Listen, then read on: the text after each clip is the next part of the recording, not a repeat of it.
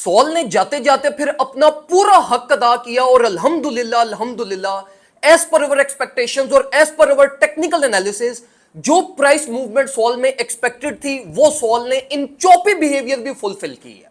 और मैं एक कमेंट पढ़ रहा था और एक भाई कह रहे थे कि दनियाल भाई ये कौन सी कोई बहुत बड़ी बात है, सॉल 212-13 से पंप करके 240 पे चला गया और आप इतनी खुशियां मना रहे हो। तो देखो ये वाकई कोई बहुत बड़ी बात नहीं है। बड़ी बात यह है कि हमने ये प्राइस मूवमेंट तब प्लान की थी जब saw all the way down 170 पर था। हम तब स्विंग सेटअप्स प्लान कर रहे थे फ्रॉम 170 टू 250। तो जो बड़ी बात है वो ये बड़ी बात है कि हमारा टाइम से अहेड डिसीजंस प्लानिंग देखो कि जब सॉल 170 पे था हम तब प्लान कर रहे थे। बड़ी बात यह थी कि saw all the way up 220 तक गया, हमने प्रॉफिट सिक्योरिंग नहीं की, हमने वेट किया, अपने टेक्निकल नॉलेज और अपने इनिशियल प्लान के ऊपर कॉन्फिडेंस रखा और सॉल इवन 197 पे भी वापस आया तो मैंने अपने प्रीमियम ग्रुप में फेसबुक पे आप लोगों को स्ट्रेट फॉरवर्ड ये इंस्ट्रक्ट किया कि पोजीशंस को होल्ड करें और इंशाल्लाह हम इसको 250 प्लस माइनस के ऊपर क्लोज करेंगे। तो ये बड़ी बात थी बेसिकली। तो देखो मेरे भाइयों, जब आप ट्रेड प्लान्स करते हो तो मैं आप लोगों को यह चीज हजारों दफा समझा चुका हूं कि हमेशा क्वालिटी पोजीशंस के ऊपर फोकस किया करो इंस्टेड ऑफ क्वांटिटी।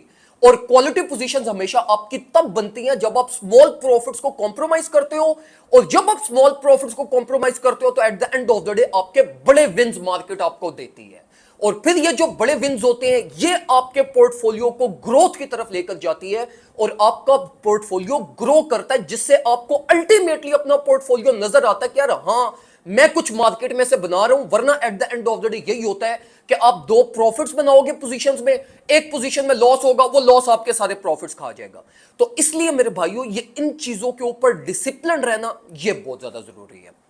अब खैर अगर हम बात करें मार्केट अपडेट्स की तो आप लोगों ने ऑलरेडी मार्केट को देख लिया होगा कि जिस टाइम पे बिटकॉइन ने 113.2 को ब्रेक किया, इसके ब्रेक करने के बाद ही ऑल्ट्स कॉइन को एक्सपोजर मिला, जिसमें सॉल ने रैली ली, इथेरियम 4600 4500 प्लस माइनस की टेस्टिंग की तरफ जा रहा है और इसी तरह बाकी ऑल्ट्स कॉइन भी।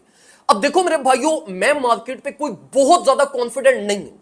कॉन्फिडेंट ना होने की रीजन ये कि देखो मार्केट है अपनी ओवरबॉट रेंज पे, वॉल्यूम भी मिल रहा है लेकिन मार्केट ग्रो नहीं कर पा रही। तो देखो जब ये ऐसी सिचुएशंस होती है ना तो ऐसी सिचुएशंस पे मार्केट यूजुअली आपके पास पहले अच्छी बली लिक्विडेशंस प्रोड्यूस करती है एंड देन अपने मेजर मूव की तरफ जाती है। तो देखो मेरा प्लान इस टाइम पे बिल्कुल सिंपल है। मेरी ऑलरेडी एक सॉल की पोजीशन ओपन है, ऑलरेडी बीटीसी की पोजीशन ओपन है। मैं ये दो पोजीशंस अपनी रनिंग में रखूंगा और जितनी भी स्पॉट होल्डिंग जो हमने अपने प्रीमियम ग्रुप में की है इसको मैं सिर्फ चलाऊंगा। इसके अलावा मैं किसी भी किस्म का न्यू प्लान नहीं कर रहा। हां अगर कोई ब्रेकआउट एंट्री या कोई और पोजीशन विद टाइम हमें मिल गई तो वो मैं प्रीमियम ग्रुप में आप लोगों को साथ साथ शेयर कर दूंगा। अभी मैं आपको यही रिकमेंड करूंगा कि देखो जो आपने स्पॉट बाइंग्स पहले की हैं लाइक प्रीवियस 2 वीक्स के अंदर, उनको होल्ड ही रखें, मत प्रॉफिट स्कोरिंग की तरफ जाइएगा। अगर आप अपने उन प्रॉफिट्स को कॉम्प्रोमाइज करते हो तो ये जो मोमेंटम और वॉल्यूम मार्केट इस टाइम पे हमें दिखा रही है जिसका इंपैक्ट नहीं पड़ रहा, ये जिस टाइम पे भी इंपैक्ट पड़ गया ना तो ये वर्थ इट होगा। ये बड़ा इंपल्सिवली आपको मार्केट अपवर्ड साइड पे ले जाएगी। तो स्पॉट अपनी होल्डिंग्स को प्लान में रखें। अगर आपके ऑलरेडी फ्यूचर्स पोजीशन को रनिंग में है उसको ट्रेल कर लें और न्यू पोजीशंस आपने on the basis of technical behaviour वो सिर्फ प्लान करनी है। वरना अगर आपने कंप्लीटली स्टेबल्स में हो आप इस टाइम पे तो फिर मैं आपको सिर्फ ये रिकमेंड करूंगा कि 20-30% अपना स्पॉट होल्डिंग में ले जाए। फ्यूचर्स पोजीशन के लिए आपको अभी भी वेट ही करना पड़ेगा। बाकी इंशाल्लाह जो भी फर्दर अपडेट्स होंगी वो मैं आप लोगों को साथ साथ प्रीमियम ग्रुप में शेयर करता रहूंगा। अगर आपने ग्रुप ज्वाइन नहीं किया फौरन से पहले ज्वाइन कर लें ताकि आने वाली सारी अपडेट्स आप लोगों को टाइमली मिलती रहे। दुआ में मुझे याद रखिएगा, अपना ख्याल रखें। अल्लाह।